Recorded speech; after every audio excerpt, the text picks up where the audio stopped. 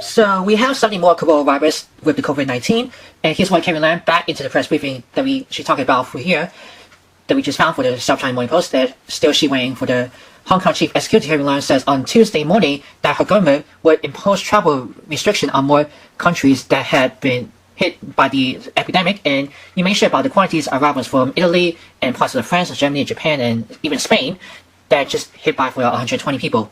Now, here's what it says for this paragraph.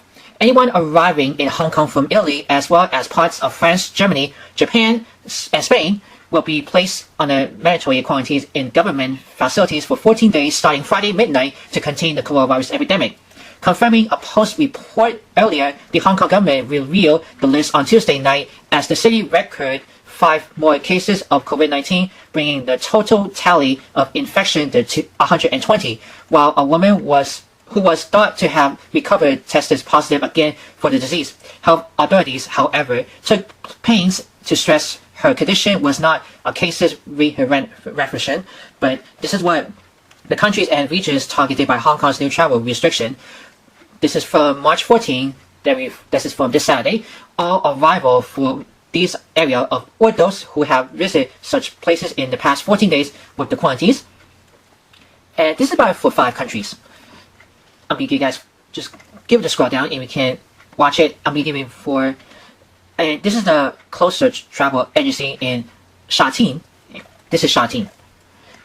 Let's get going for this more. On this graph, this is the COVID-19 cases. It tells you what kind of those one, and it's like this one, all right? Now this might be for total, so plenty of those.